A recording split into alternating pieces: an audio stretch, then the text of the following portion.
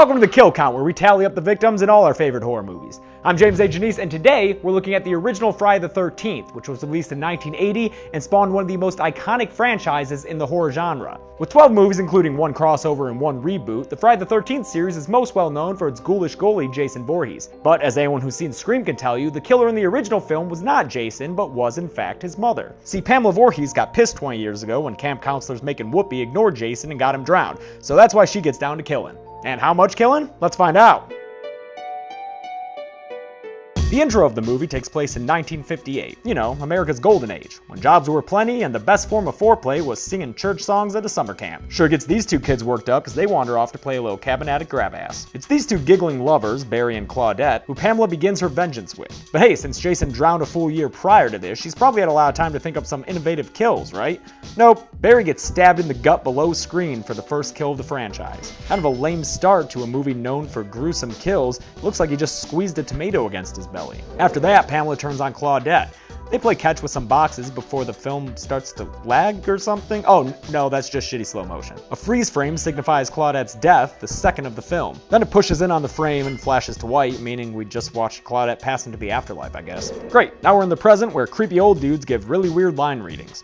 Never come back again. Oh, shut up, Ralph. Yeah, shut up, Ralph. Not that this dude's much better. He's very obviously grabbing her ass, helping her into his truck, and I don't like the way he's looking at her there. But thankfully, all he does is give her a bunch of Crystal Lake backstory before dropping her off. Then we get to meet all the other counselors, including Kevin Bacon and his pals, who are seriously introduced with this music. I feel like one of them should be playing a milk jug. They arrive at camp and meet camp owner Steve Christie, who probably oils himself up in front of a mirror every morning. I mean, look at him. Back to Annie Phillips, the teen who got harassed in town. She gets picked up by someone who listens silently while Annie talks about how awesome she is. But when you've had a dream as long as I have, you'll do anything. Then Annie freaks out and does a sweet somersault from the speeding vehicle, but still winds up as the third kill of the film with a pretty decent throat slit 22 minutes in. I'm using the unrated version here, so it's a few frames longer. You're welcome. After that, we have to sit through 20 more minutes of these shitty teenagers as they go swimming, do some cooking, and kill a really good-looking prop snake. Wait, oh no, I'm sorry. This is 1980 and this is a no-budget movie. That's a real fucking snake. That was an animal. They even run to Ralph, who's hanging out in their pantry for some reason. Maybe he was just trying to get a look at Alice's sweet Luke Skywalker cosplay. Nailed it. Finally, someone else dies. It's Ned, the trickster or whatever character, whose charming qualities include life-threatening gags, pretending to drown just to get a kiss, and cultural appropriation. Oh, shit. He wanders into a cabin and gets killed off screen, but his body shows up 40 minutes in. It happens while Kevin Bacon's character Jack gets his bang on with his girlfriend Marcy. Turns out Pamela put Ned in Jack's upper bunk. Classic camp prank. Kevin Bacon's gonna see his body and be like, dude, quit cock blocking. But actually, Bacon doesn't see it, so instead of Ned's body, sexy times is cut short by a full bladder when Marcy leaves to pee. Jack takes the opportunity to smoke a joint, getting relaxed long enough for Pamela to grab his head and stick an arrow through his neck from below. It's a very iconic death, but I always laugh at the mental image of Pamela sliding her way under the bed just to be able to do this. Whatever, ignore the logistics and just enjoy this death again. Good stuff, Tom Savini. Then we get 2 straight minutes of the Marcy Standler underpants party before she joins the Vic list with an axe to the head. Another truly fantastic kill. Where was this kind of makeup for those first 2 kills, guys? Meanwhile, there's been a game of strip Monopoly going on between Brenda, Bill, and Alice, but it gets shut down by Mother Nature. And where was Steve? Probably oiling himself up in the other room, right? Nah, he's back in town eating pancakes or something. Stuck in a diner because it's raining, or someone is just spraying a hose back and forth on that car, but let's pretend it's raining. Despite the stormy weather, Brenda gets lured outside by a creepy voice. Yeah, that'll break your reading concentration. She wanders outside and ends up looking like a creepy wet porcelain doll on the archery range. Cutaway and a scream means she's probably getting killed, but we'll wait for confirmation before we add her to the kill count. Don't worry, we get an on-screen kill soon enough when Steve Christie heads back to camp and gets stabbed below screen? What? What the hell, Friday the 13th? I thought we were in for some gruesome kills. I mean, I understand the first 2, you wanted to set a false sense of security or whatever, but come on, Body Oil Steve was just asking for a gruesome kill. At this point, it's down to final girl Alice Hardy and her kinda but not really love interest Bill Brown. They separate, but they're reunited when Alice opens the door and finds Billy Boy pinned to the door with arrows. I don't know if he got shot against that door or if he was killed and then pinned up to it like a list of grievances, but either way, it's a memorable kill. Then, for whatever reason, Mrs. Voorhees chucks Brenda's body through the window like a brick with a warning on it. She's got like holes in her and a rope around her. I don't know. I'm honestly just distracted by the actress moving around there. It's after all this that Alice finally meets Mrs. Voorhees face to face. Well, I'm Mrs. Voorhees. Pamela gives the whole spiel about irresponsible camp counselors and such, and then a 10-minute chase ensues, complete with Chinatown-like slapping, extreme close-ups on Betsy Palmer's teeth, and a full-on hit to the crotch. Ouch. It all comes to a head on the beach when Alice picks up the machete, charges at Mrs. Voorhees full speed, and straight up decapitates her. It's another iconic kill in a movie with plenty of them, and the hands in the air gesturing, "Why, God, why?" are just the cherry on top. After that, the movie seems finished, but we get one last scare in the infamous Jason boat grab, where he pops up from the lake and pulls Alice out of the boat. Turns out to be just a dream though, so don't worry, it's not like they take that scene and formulate 11 more movies around it. I'm lying, they did. But right now we're still focused on the first movie, so let's break this shit down and do the numbers. Pamela Voorhees killed 9 people in Friday the 13th, 5 guys and 4 girls. She herself was killed by Alice, bringing the total kill count to 10, evenly split among genders, plus 1 poor innocent snake. At a runtime of 95 minutes, that comes out to 1 human death about every 10 minutes. I'll give the Golden Chainsaw Award, which goes to the coolest kill of the movie, to the Baconator himself, Jack Burrell, although Marcy's axe to the head was pretty cool. His death is just so iconic, and apparently it malfunctioned during their one take, so makeup assistant Tasso Stavrakis ended up having to blow the fake blood through a tube manually. That's dedication, dude. Conversely, the dull machete goes to the lamest kill of the movie. A lot of options here, what with all the off-screen stabbings, but that freeze frame on Claudette in the beginning takes the cake. And there you have it. Friday the 13th, released in 1980, the film that started it all.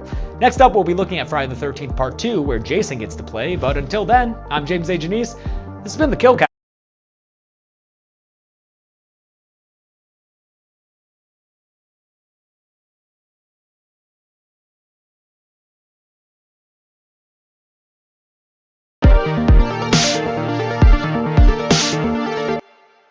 Welcome to The Kill Count, where we tally up the kills in all our favorite horror movies. I'm James A. Janice, and today we're talking about Friday the 13th Part 2, released in 1981, just a year after the original. The first sequel in the series is the film that introduces Jason Voorhees as the killer, but don't get too excited just yet. He still hasn't found his hockey mask, so he stumbles around looking like a rejected Klansman most of the time. Seriously, look at that pillowcase. Dude looks straight out of that Jonah Hill scene in Django. As you can imagine, Jason's motivation is revenge for the death of his mother, whose motivation was revenge for the death of Jason, which sounds paradoxical, but fuck it, let's get down to the kills.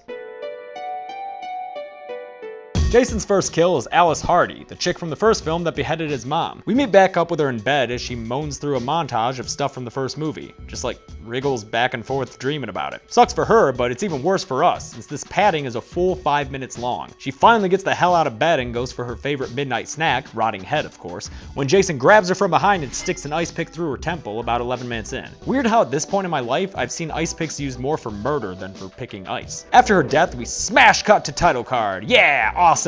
Blow that shit up, guys. Then we get some opening credits and then have to wait 20 minutes for another kill, which is way too long for a Friday the 13th movie in my opinion. In the meantime, we meet future Jason victims and I guess get to know them better, although there's not much to them. There's another horny couple, another goofball, another hot chick and pervy tail chaser, but at least there's some diversity with a few token minorities and Mark, a dude in a wheelchair who could totally kick Jason's ass in arm wrestling. Too bad this ain't over the top, buddy. Our preordained final girl is Ginny, who drives a shitty car and gets a little bit of backstory that'll come in handy later. Use a little of that child psychology you're majoring in. Remember that. She's assistant to and totally bang buddies with Paul, the camp manager. None of these delightful meatbags make for Jason's second kill though. That distinction goes to another character from the first film, Crazy Ralph. Remember the weird way he used to talk? You'll never come back again. Maybe he's gotten better. They didn't believe me. Nope. While he's peeping in on Paul and Ginny, Jason garrots him against a tree. Looks like you're the one who's never coming back again. Huh, Ralph? After sexy swim times and woodsy grab-ass, Officer Winslow becomes Jason's third victim nearly 45 minutes into the film. After bounding through the woods like so many majestic deer, he finds Jason's love shack, which is a little old place where you can get a hammer claw to the back of your head. Gotta love the guy's display of teeth here. He's already ready to be a skull. Back at the camp, Paul, Ginny, and all the unnamed and minority characters head off to the town bar, leaving only victims behind, so the kills really start to pick up. Terry, the chick who gets fashion tips from Padme in Attack of the Clones, goes for a skinny dip and gets her clothes stolen by pervert Scott. He winds up in a tree for no goddamn reason, and then becomes Jason's fourth kill after a classic machete throat slit. Ice picks and hammer claws are great, Jason, but you can't forget your fundamentals. A little bit later, Terry comes to cut him down and presumably gets killed off screen, but my rule here is to not count the kill until we see the body, so onward we go. Now we're down to 4 horny kids alive at the camp, and not a one of them knows how to close a window. Sadly, the next one to go is chair-bound hunk Mark as he waits for Vicky to finish, preparing herself, I guess? From an angle that doesn't make any sense, since Mark would clearly see him, Jason swings a machete into Mark's face an hour into the film. Kinda got it lodged in there deep, huh, Jason? Better go get it back. Oh wait, you can't, because Mark hilariously rolls backwards down an absurd amount of stairs that, like, where did those come from? The unintentional comedy of his death is capped off by a zoom in and a white flash. Jason heads back inside to interrupt a surprisingly PG-13 sex scene, which, fun fact, is that way because the actress was underage at the time. Ew. Anyway, he walks in and gets a 2-for-1, here on known as a twofer, when he impales Jeff and Sandra together through the bed with a spear in an homage to the film A Bay of Blood. The last teen for Jason to kill off is good-natured Vicky, who spent all her time in this movie very subtly hitting on Mark. Want to take me on? I only want your fingers. What do you want to play for? Position.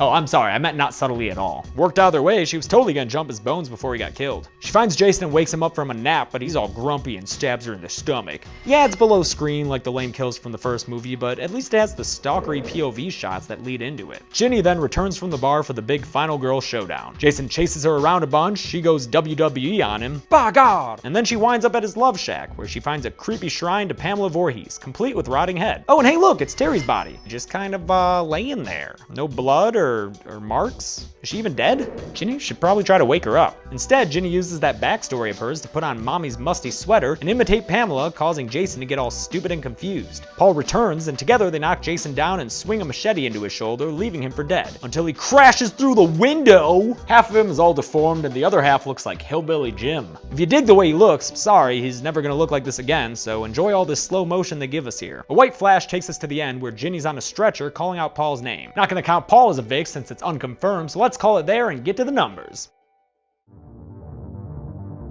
Jason kills 9 people in Friday the 13th Part 2, 5 guys and 4 girls. Same as his mama did, but since he doesn't die in the end of this one, the film's total kill count is only 9, the lowest of the series. And with its 87-minute runtime, that leaves 1 human death every 9.6 minutes. I'm gonna give the golden chainsaw kill to Mark. And I know y'all gonna say the double impalement deserves it in the comments, but it's actually pretty tame thanks to the MPAA's insistence. And going backwards down all those stairs it's just the bee's knees, guys. I love it. Lena's kill is definitely Terry, who's apparently scared to death by the cameraman. No visible wounds on her body in Jason's creepy little mama temple at the end. She's just like dead.